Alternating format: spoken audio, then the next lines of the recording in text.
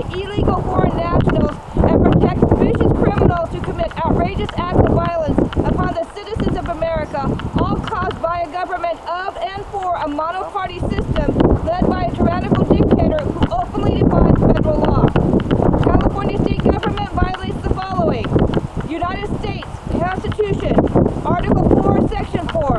The United States shall guarantee to every state in this union a republican form of government and shall protect each of them against invasion and on application of the legislature or of the executive when the legislature cannot be convened against domestic violence. United States Constitution, Article 6. This Constitution and the laws of the United States shall be made in pursuance thereof, and all treaties made, which shall be made under the authority of the United States, shall be the supreme law of the land, and the judges in every state shall be bound thereby. Anything in the Constitution or laws of any state to the contrary notwithstanding. First Amendment, United States Constitution. Congress shall make no law respecting an establishment of religion, or prohibiting the free exercise thereof, or abridging the freedom of speech, or of the press, or the right of the people peaceably to assemble, and to petition the government for a redress of grievances. 14th Amendment, United States Constitution, Section 1. All persons born or naturalized in the United States and subject to the jurisdiction thereof are citizens of the United States and of the state wherein they reside. No state shall make or enforce any law which shall abridge the privileges or immunities of citizens of the United States, nor shall any state deprive any person of life, liberty, or property without due process of law, nor deny to any person within its jurisdiction the equal protection of the law. Reference sections 2, 3, 4, 5. Order of the day, voter fraud. We, the people of the unified counties of New California, seek the removal of the California State Governor.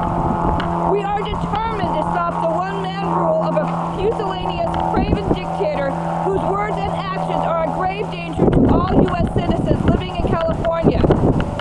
On October 21st, 2020, the governor was taken to court to end the tyranny being foisted upon the citizens of the United States living in California State. A decision was rendered by the court on November 2nd, 2020, just hours before the 2020 presidential election, even though the judge indicated there would be one in a couple of days. Our trial against Governor Newsom has just concluded, and the judge said she was issuing a ruling in very short order. That probably means by the end of the week, Assemblymember Kevin Colley wrote after October 21st, 2020 hearing. With no decision by the court on October 23rd, 2020, there was another delay, which translates into tyranny of one-man rule continued. Given the behavior of the judge during the trial, this should not be a surprise. To most who witnessed the judge during trial, she appeared to act more like a stooge rather than a judge who had an understanding of what was constitutional and what was not. So after 9 months of dictatorial rule, there was an additional delay provided by the Sutter County Superior Court judge, which enables voter fraud by allowing the implementation of Executive Order N-6420 passed the 2020 presidential election on November 3rd, 2020. Delay for the governor is good, but pure evil to the U.S. Constitution.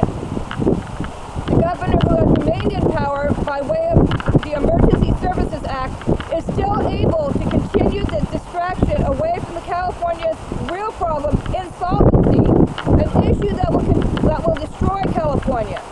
But the delay also means that Newsom wanted all along to influence the 2020 presidential election against President Trump. From the Cal Globe, California Assemblyman Kevin Kiley and James Gallagher sued to stop California Governor Gavin Newsom's one-man rule, as California Globe has reported over several months. They were in Sutter County Superior Court October 21st, arguing that Governor Newsom has exceeded his emergency powers in issuing executive orders having nothing to do with the coronavirus pandemic crisis.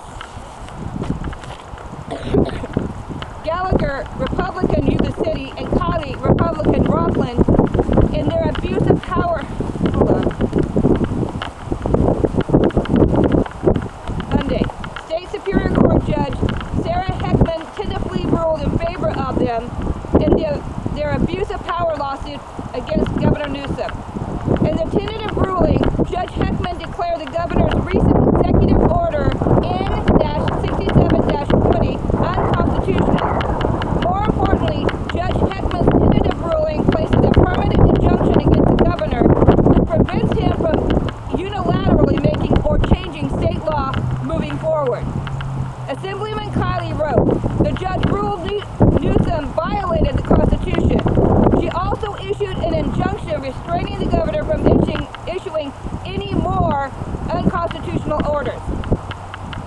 Yet the court's November 2nd, 2020 decision does not impact any of the election protocols for the November 3rd, 2020 election from Executive Order N-6420, whereas on May 8th, 2020, I issued Executive Order N-6420, which provides that Californians registered to vote in the November 3rd, 2020 general election shall receive vote-by-mail ballots. What this 12-day delayed ruling allows is the mail-in ballot scheme of Executive Order N-6420 can now work in harmony with vote harvesting, known in other states as ballot stuffing. It was illegal in California until the monoparty legislature made vote harvesting legal just in time for the 2018 election.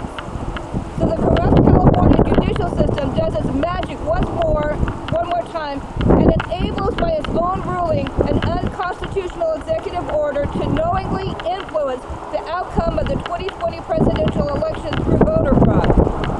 Working in harmony with ballot harvesting vote by mail provides a massive wall of voter fraud that is set to derail the 2020 presidential elections in California. New Californians, nor president of the United States will be distracted.